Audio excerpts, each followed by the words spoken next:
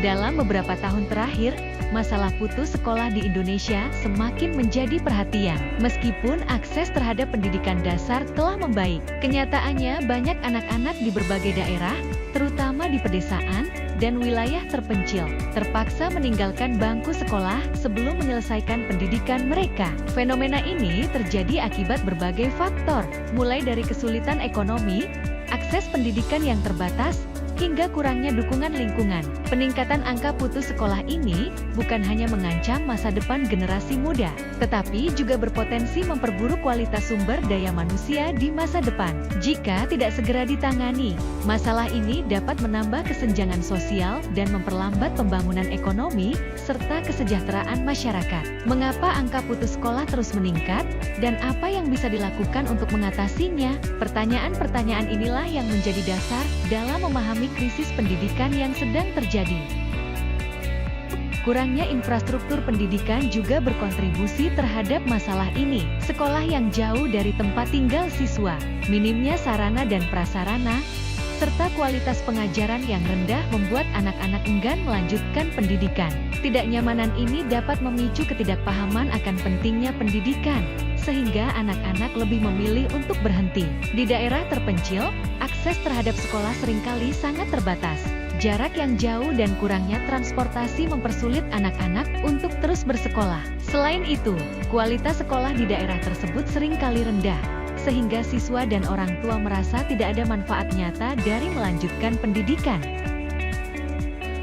Kurikulum yang terlalu teoritis dan tidak relevan dengan kebutuhan dunia kerja membuat banyak siswa kehilangan motivasi untuk melanjutkan sekolah.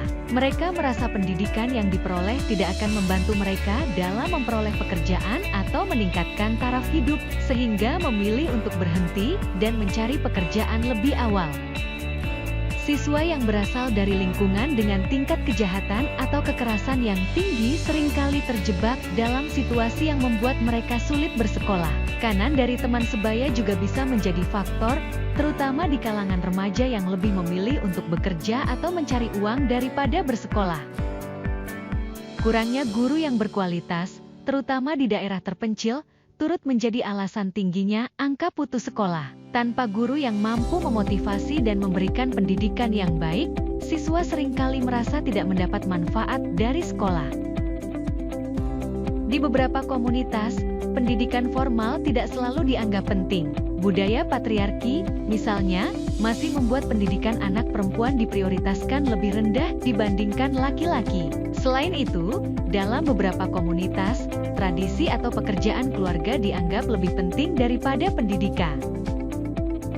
Dampak dari tingginya angka putus sekolah sangat luas. Anak-anak yang tidak menyelesaikan pendidikan formal cenderung memiliki keterampilan yang terbatas, yang berdampak pada peluang kerja dan pendapatan di masa depan. Hal ini berpotensi memperparah kemiskinan dan menciptakan siklus yang sulit diputus.